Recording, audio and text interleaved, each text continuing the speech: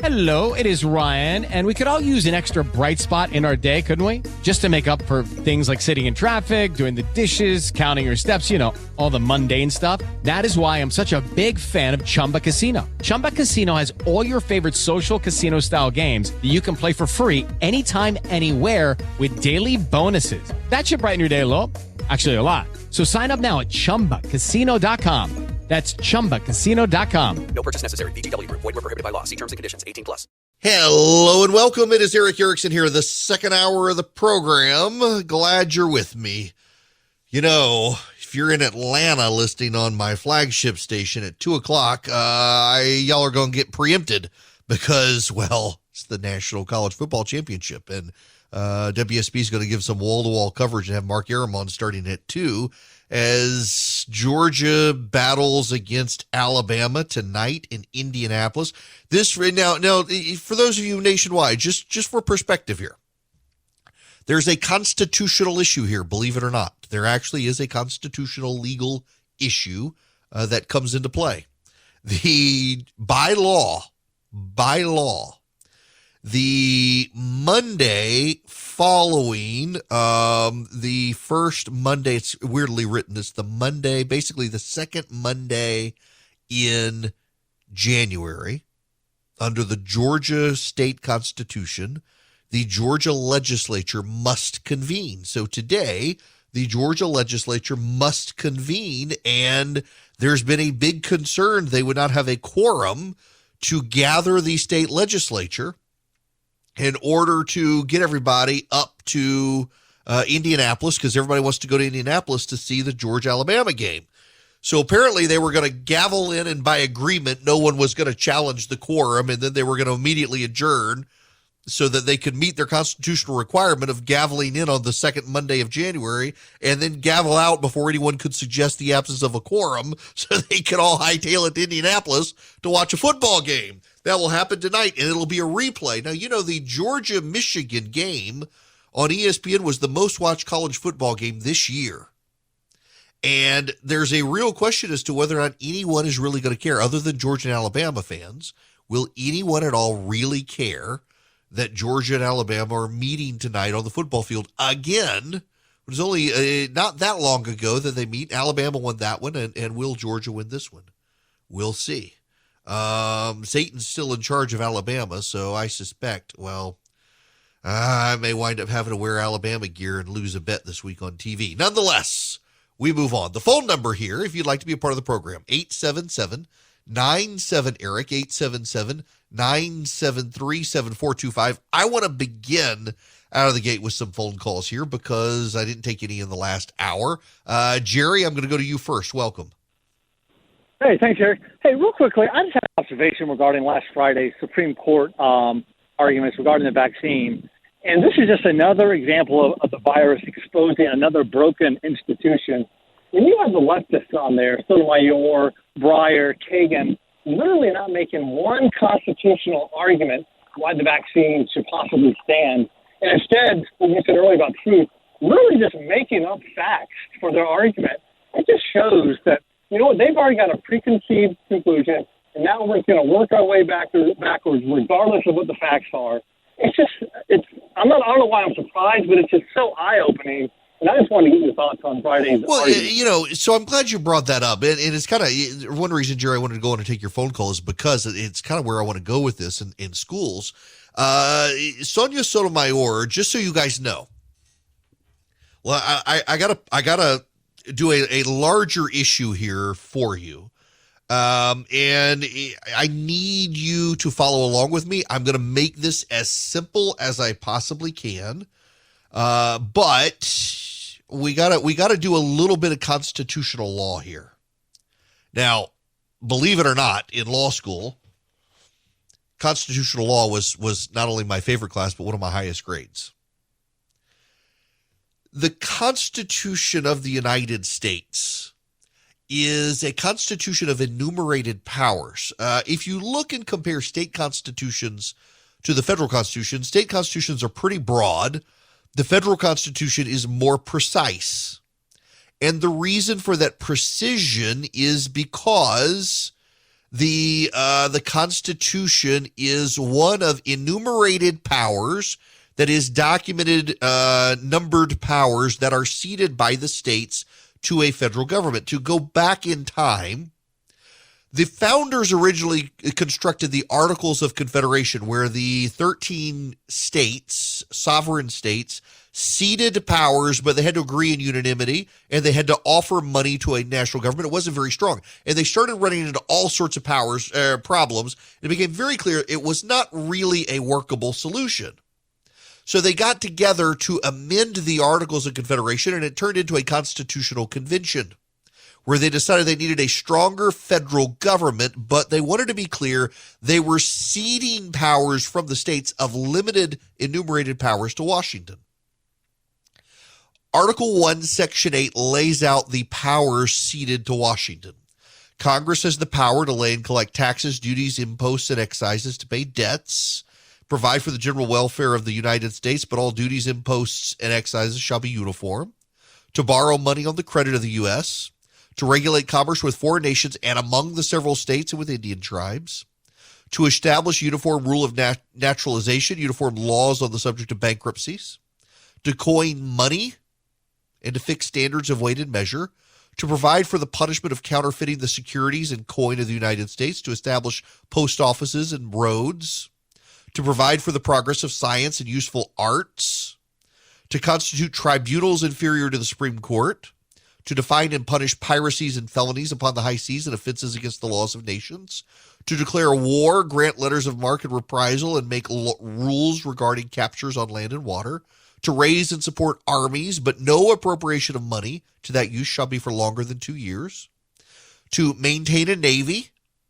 to make rules for the government and regulation of the land and naval forces, to provide for the calling up of the militia to execute the laws of the Union, suppress insurrections, repel invasions, to provide for organizing, arming, and disciplining the militias, to exercise exclusive legislation in all cases whatsoever over the District of Columbia, and to make laws necessary and proper for those foregoing laws. That's it.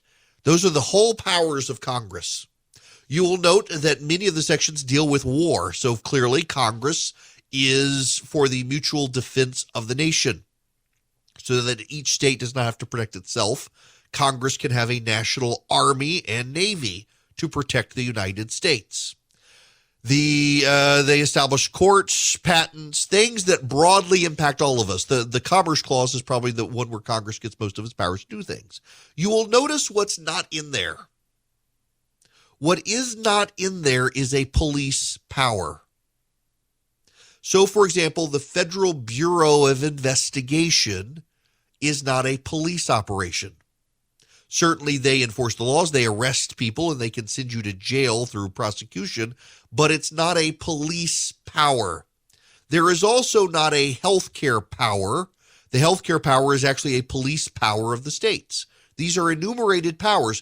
If the Constitution does not give Congress a particular power, Congress does not have that power. That power resides with the states or the people. And in fact, the 10th Amendment makes that very clear. The powers not explicitly given to Congress reside with the states or the people. It's why the federal Constitution is very precise and the state constitutions are very broad, because all of the powers of government reside with state governments except the ones specifically given to Congress. That's a very long setup for this. On Friday at the Supreme Court hearing, Sonia Sotomayor was confused as to why the federal government did not have a police power. It is Constitutional Law 101, Con Law 101. You learn it your first year in law school. The police power resides with the states. What was even more horrifying, honestly, than an idiot on the Supreme Court not knowing this, and Sonia Sotomayor, if you go back to the Obama appointment days, even the Latino legal societies were adamant he shouldn't put her on the court because she wasn't that bright. What was so amazing, though, is the number of constitutional law professors at Ivy League institutions who bit heaven and earth and broke the Constitution trying to defend her claim about a federal police power. There isn't one. there are certain ways in which the federal government can investigate and enforce federal laws. And in fact, the Article 1, Section 8 gives Congress that power, but it's very limited. It does not include a health care power. The fact that they didn't know this, the fact that she didn't know this, the fact that she tried to argue this is mind-numbingly stupid when it's a member of the Supreme Court. Now, on top of that, what the left did to try to obfuscate, because, also she got all her COVID data wrong. She claimed 100,000 children are in hospitals in America with COVID, which isn't true. And the left began an assault on Neil Gorsuch. Neil Gorsuch said, using a comparison to the flu, that the flu kills hundreds, thousands of people. Hundreds, thousands of people a year. Left-wing reporters, including someone from Newsweek, claimed he said hundreds of thousands. The initial Supreme Court transcript also said hundreds of thousands. They corrected the transcript because in the audio you don't hear the word of, you hear a pause. Hundreds, thousands of deaths. That was his tone of voice, meaning it kills hundreds of people or thousands of people, not hundreds of thousands. And so they try to say, oh, well, Sotomayor got that wrong, but Neil Gorsuch got the flu rate wrong. Well, Neil Gorsuch didn't get it wrong. He said hundreds, thousands of people a year. Sonia Sotomayor said hundreds of thousands of children, or 100,000 children. And they obfuscated on that, trying to do damage control. Here, this gets back to a core point here.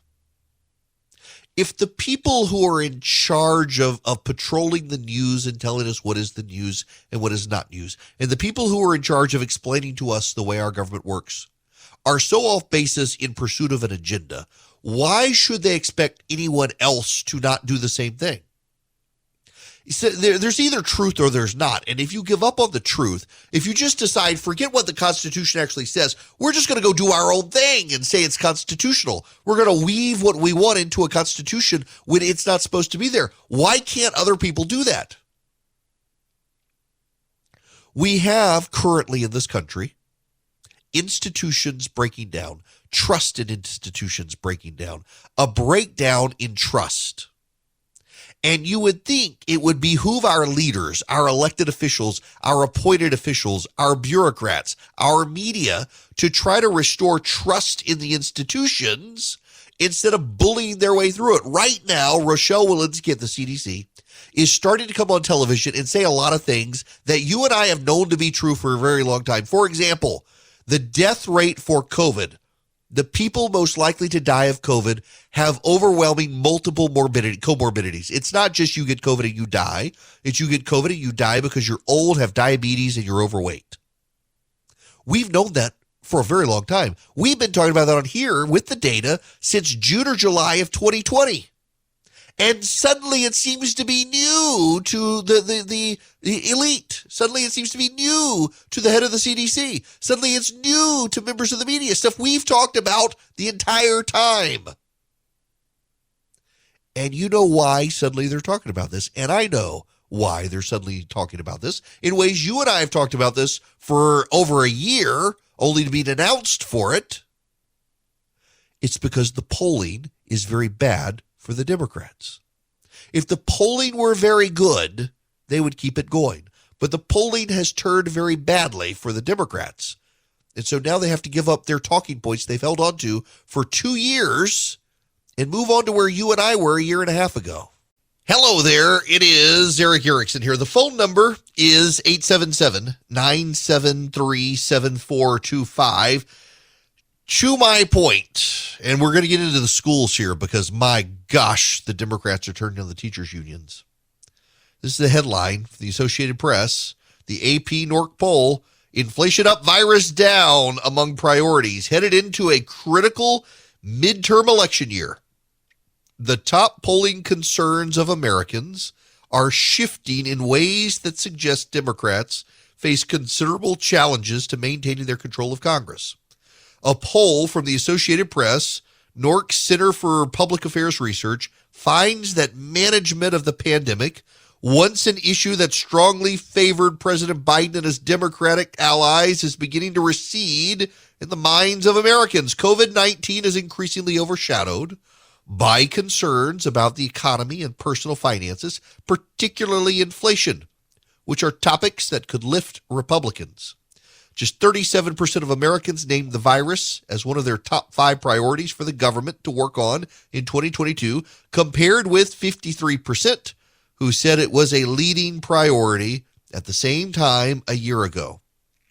The economy outpaced the pandemic in the open-ended question, with 68% of respondents mentioning it some way as a top 2022 concern. A similar percentage said the same last year, but mentions of inflation are much higher now, 14% this year, compared with 1% last year. Consumer prices jumped 6.8% for the 12 months ending in November, a 4-decade high. So the big issues now, the economy, COVID has trended very far down, immigration, healthcare, personal finances, gun issues is tied with cost of living. Climate change has receded. It's just striking. A concern about COVID down 16%.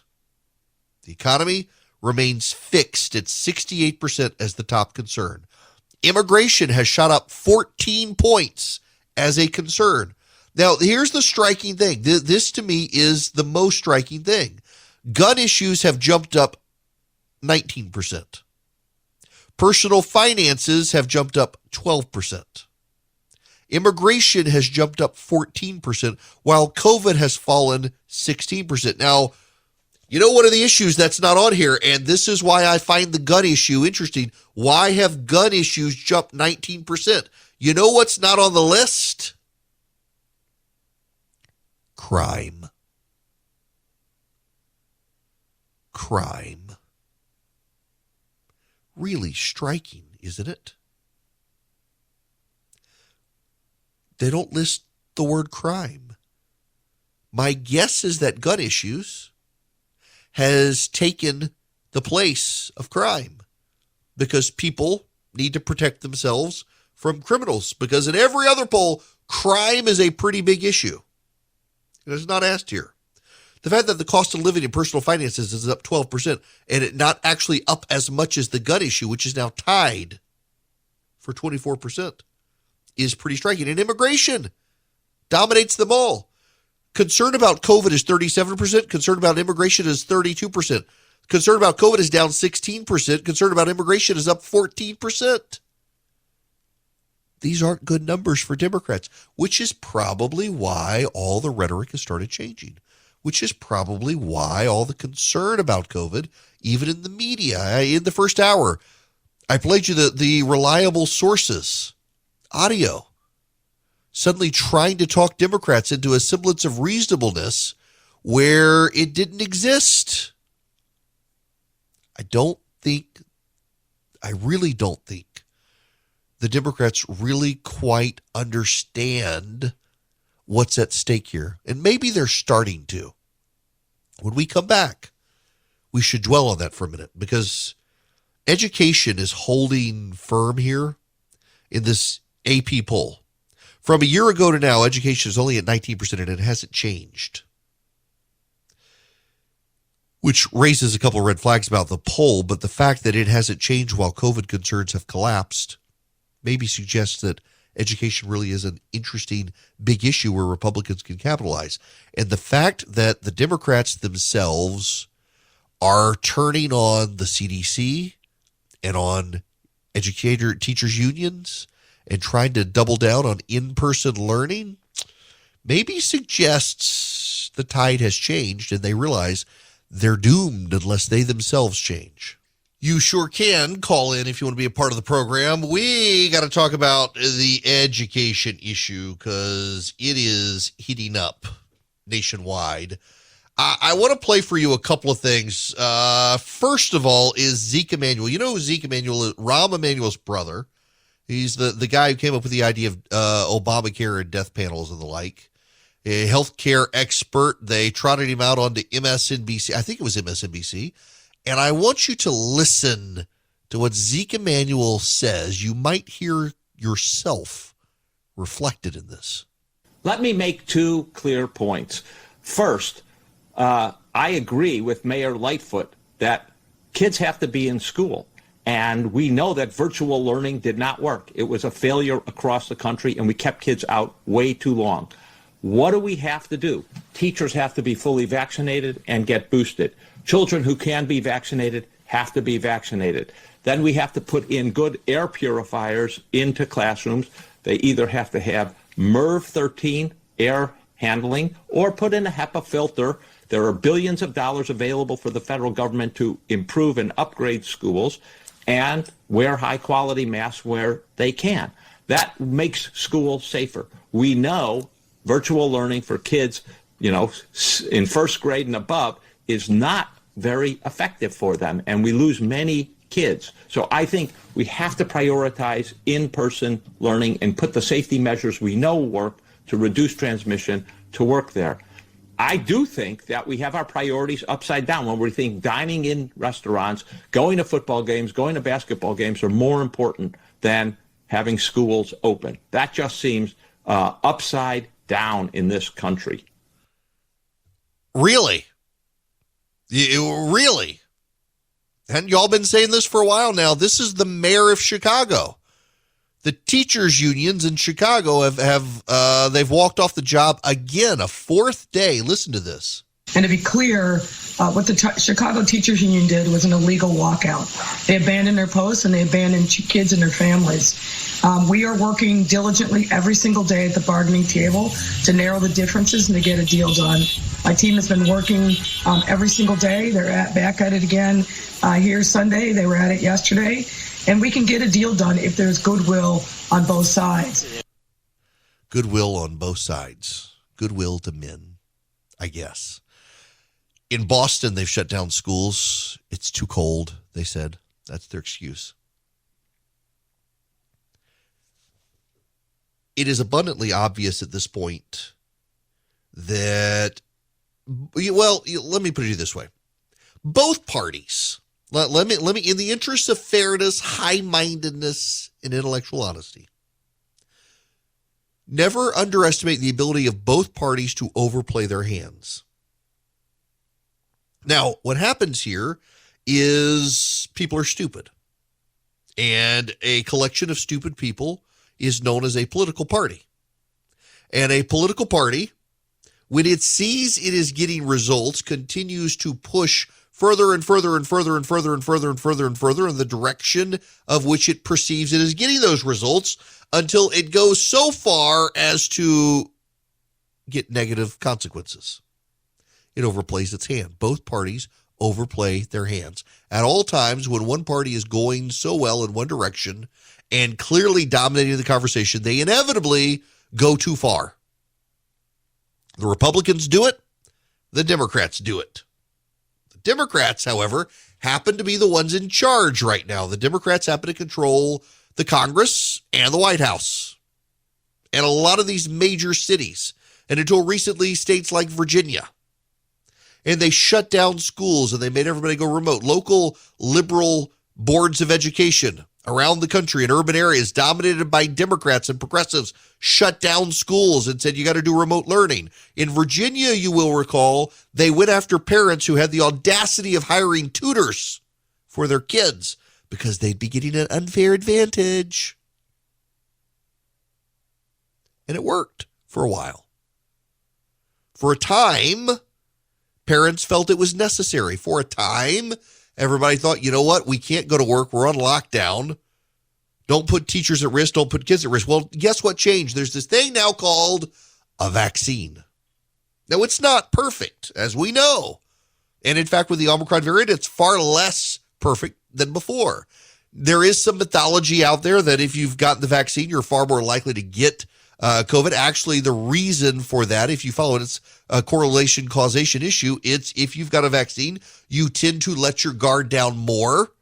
And therefore, with Omicron, which penetrates the vaccines, you're more likely to get it. Not because you got the vaccine, but because you're living your life the way you're supposed to live your life once you got vaccinated. And Omicron breaks through. But the left hasn't updated the playbook. everything's got to be locked down still. We must live in fear of a virus. It's nonsensical, and yet this is where we are. Now, how's this working out for them? The polling has trended against them, and parents are furious. And the fact that they have gone in 180 degrees in a different direction now suggests they are mindful of the fact that the polling is very, very bad. But it's not just education. Institutions across the board are having these problems. I want to play for you Chuck Todd on yesterday's Meet the Press talking about the CDC. As we've said before, as COVID goes, so goes Joe Biden's presidency. And right now, COVID is a major health and political problem. A combination of new variants like Delta and Omicron and stubborn vaccine refusal among millions has led to an all-time high in cases. The 7-day average of confirmed cases has just blown past previous records, and that doesn't even begin to account for people who don't report results of at-home tests or who are asymptomatic. Hospitalizations are spiking as well, but the death rate so far has ticked up much more slowly, owing in part to what appears to be a less severe illness that is caused by Omicron. The public is in a different place, though, than it was a year ago, and the Biden administration is desperately trying to catch up. The CDC has offered confusing and at sometimes contradictory advice. The Supreme Court seems skeptical about the best tool in Biden's toolbox, the vaccine mandates. And stay-at-home guidelines and school closures have given us a feeling of a recurring nightmare. All of it adds up to a big political problem for the president, who pledged to restore confidence in the government's ability to competently handle this crisis. Yes. Joe Biden promised to end COVID. It was, as Charlie pointed out, his no new taxes moment. It was Joe Biden's mission accomplished moment. If Joe Biden's last name were Bush, the media would be giving him unmitigated hell for breaking his promise. But they're covering for him because his last name is Biden, not Bush. If his last name were Bush, they would be comparing Joe Biden promising to beat COVID to no, read my lips, no new taxes, or mission accomplished. But they're in damage control mode for Joe Biden. The CDC has mixed and muddied the messages. The school systems have overplayed their hands. Parents are furious. They promised us the vaccine would prevent the virus, and in fact, it's more of a therapeutic. Now, in general, with a lot of vaccines, like the flu vaccine and all, you tend to not get the virus, or if you get it, you get far less severe symptoms. And that's essentially what's happening with this one. But they didn't spin it that way. They didn't couch it that way. They didn't advertise it that way. They advertised it as you won't get the virus. And then they started systematic bullying of people who did not want the vaccine mandate. Mika Brzezinski was on Morning Joe talking about the vaccine mandate today. Listen to this. The thing that I find confusing, though, is that if you leave this up to the states, we're going to have patches of the country that are unvaccinated, and it's clear the vaccines work. And it's not that just bad things are going to happen. Those who are unvaccinated die from, specifically, the coronavirus. So I'm having a hard time understanding why they're heading towards striking this down, Dave. Yes, well, this is political ideology. This is the conservative wing of the Supreme Court going to flex its muscle. But I do think, Mika, there's a little bit of good news here. I do think they are more likely than not to keep the mandate as it applies to healthcare workers. That's the second case that was before them. And again, it's not a total mandate, but it's closer when it comes to healthcare workers. We're talking about 10 million workers, and these are in healthcare facilities that get federal funding through the Medicare and Medicaid program. And there's a long history of the federal government saying, if you want our money, you got to play by our rules. And Justice Kagan, I think, won the day when she said, when you're a healthcare worker, the one thing that you cannot do is kill your patients. So I think when it comes to healthcare workers, that pseudo mandate is going to continue. But again, this all goes back to the issue of the vaccine and the virus and the data. You're not stopping your workers from getting the virus now. You're not. I have a solution. I have a solution to How we need to handle COVID moving forward. I got a solution for you. Are you ready? Let's treat COVID like everything else moving forward. Let's treat COVID like everything else moving forward. So I would make one exemption to that. That is, if you get COVID, you stay home for a prescribed number of days and then come back. You don't have to worry about the test anymore. Now, this is real world situation here. I have a niece who vaccinated, all that, but still got COVID. And her doctor says she can go back to work. But she's tested positive still. The PCR test, you can continue to test positive for 12 weeks after getting over COVID with the PCR test. The antigen test and the rapid test, you don't do that. But so many people are getting the antigen test, so many people are getting the rapid test. They're in short supply, so people are having to get the PCR test, and the PCR test is showing that people are still positive even though they're not. And you should be able to rely on your doctor and go back to work. You don't have symptoms, you don't have fever, go back to work. But don't mandate the vaccine anymore. There's no reason to mandate the vaccine at this point. People should get it. Let's be clear here. I think people should get it. You are minimized in your, minimized in the viral fallout. Typically, you don't have nearly as bad a case. I think that's good. I think that people should get it because it does, in fact, still build immunity. But I don't think they should be made to get it. Open schools back up.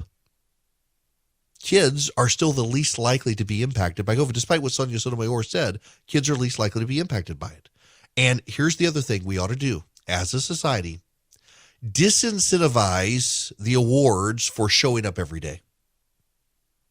One of the things that has always infuriated me as both a student and now a parent is the award schools give for the kid who's never missed a day of school. I realize you want to award a work ethic. But if a kid is sick, shouldn't they stay home? And there are a lot of employers out there who incentivize workers being seen in the office. And the Puritan work ethic, so to speak. And if you're sick, by God, you're going to plow through it and you're going to keep working. No, we actually need to discourage that now. If you're feeling bad, stay home, work remotely. We can live our lives in common sense and not by fear. And part of living our life in common sense and reasonably and not by fear is to recognize the virus isn't going away now, and there's no reason for schools to stay closed up unless there just aren't enough workers there. And that can become a problem. There can be worker shortages. There's a Mexican restaurant across from my house we eat at all the time. And when I say all the time, I mean, y'all, we eat there probably once a week. Minimum. The restaurant is closed until tomorrow because so many workers have COVID. In those situations, close. Be responsible. But otherwise, go live your life now. Otherwise, just go live. Stop living in fear. Stop feeling compelled to wear a mask. You know what they're going to do now is they're going to try to make all of us wear N95 masks. Say, go about your life, live and love life, but wear an N95 mask. That's not going to fly with people. They're going to try it, I bet, but it's not going to fly with people. Instead, go get your shot. Get your booster shot. Just like every year you get your flu shot, get your booster shot every year. And then if you get COVID, you don't have to worry about it. You don't have to go to the hospital. You're not going to fill up the hospital. Get yourself in health. Get in shape. Diet, lose weight, exercise, get healthy. But stop rearranging society for a virus. The virus is burning through society no matter what. And the fact that they can't figure this out, and the polling itself, that they are so fundamentally institutionalized in a behavioral pattern that isn't working for them anymore, maybe, just maybe, it's time to realize we got to move on and do something different. And that different shouldn't be governed by polling. They should not be digging in their heels or altering their course because of what polling shows. They should be doing it because of what the science shows. And the science shows we can manage this now and live our lives, and they should. Hello there. It is Eric Erickson here. Y'all, the moment I clicked the button to make the pretty sound, I realized I had messed up because I was supposed to tell you about Patriot Mobile, the cell phone company that you should be using if you're a conservative because they help fund the conservative movement and you get great service nationwide. I mean, you don't have to worry about your service because they use the same towers everybody else uses, and you get great discounts as a veteran, first responder, as a teacher. You name as a gun owner, you get a discount, and they have 100% U.S.-based customer service. You can reach out to them, get free activation by calling 972-PATRIOT, or just go to patriotmobile.com/Eric, patriotmobile.com/ERICK. You tell them I sent you, you get free activation. They are a great company. Y'all, I've been in rural Georgia, and I've been able to use Patriot Mobile and have great cell service. You can, too. Wherever you are in the country, they've got great coverage maps, detailed coverage maps, 5G, data, wireless, voice, you name it. Go to patriotmobile.com/Eric. Now, for those of you on my flagship station, WSB, you should know y'all are about to transition into coverage of the college football championship. Mark Aram is going to be on with you. For the rest of us, however, we got a lot more to talk about today because so much happened over the weekend as the Democratic talking points began to shift. But one thing I want to spend a little bit of time on because I've been actually doing, I shouldn't say reporting, but I have been digging in. And I've experienced this myself locally here in Middle Georgia where I am, but nationwide, the number of businesses that are having to shut up shop because of COVID. The Omicron variant is blowing through so quickly. A buddy of mine is saying he just feels like everybody he knows has gotten it. I feel like almost everyone I know, and notice I'm saying I think, not saying I think, I feel like it is a perception thing for sure that everybody out there is getting COVID. And they're getting the Omicron variant. Thankfully, not a bad variant to get if you're going to get it, but still. School teachers are, in the metro Atlanta area, it became a political thing last week. Unfortunately, they couldn't open the schools last week in Atlanta. People were like, oh my gosh, this remote learning, they're going to go indefinitely. No, it was because so many teachers had tested positive for COVID. They couldn't actually physically open the schools last week. Teachers had to stay home to recover. They were feeling okay, but they were contagious. So they had to do that. And it turned into a political issue. Around the country, this is happening right now as everybody tries to accommodate the COVID situation. I want to take your phone calls as well. 877-973-ERIC, 877-973-ERIC. I'm sorry, 877-973-7425. My brain is broken. Actually, I got my stitches out. My brain is no longer broken. I am recovered. Hallelujah. But also, something else to talk about. It looks like the Federal Reserve is going to have to be more aggressive in tackling inflation than they first thought, which is very interesting because they were trying to slow walk this and is causing all sorts of problems for the markets today as tech stocks start to get scrambled over interest rates probably going up quicker than they expected. And you thought these last 2 years were crazy. Welcome to 2022. It's coming up and nothing makes sense still, especially in business. If you're a small business owner, good luck getting financing from a big bank right now. I can offer you a fantastic solution if you're looking for $750,000 or more in financing for your business. First Liberty Building and Loan. Let's say you want to buy a new building or you want to refi existing debt or you want to buy a company. Basically, you see opportunity for your business to grow, but you've hit a wall with the mega banks getting financing. That's where First Liberty Building and Loan and my friends the Frost family come in.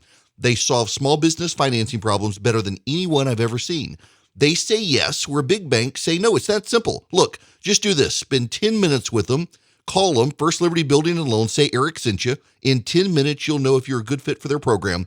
Go to firstlibertyga.com. That's firstlibertyga.com. They help small businesses nationwide in all 50 states. firstlibertyga.com. Hello, it is Ryan, and I was on a flight the other day playing one of my favorite social spin slot games on ChumbaCasino.com. I looked over at the person sitting next to me, and you know what they were doing? They were also playing Chumba Casino. Coincidence? I think not. Everybody's loving having fun with it. Chumba Casino is home to hundreds of casino-style games that you can play for free anytime, anywhere, even at 30,000 feet. So sign up now at ChumbaCasino.com to claim your free welcome bonus. That's ChumbaCasino.com and live the Chumba life. No purchase necessary. VGW. Void where prohibited by law. See terms and conditions. 18+.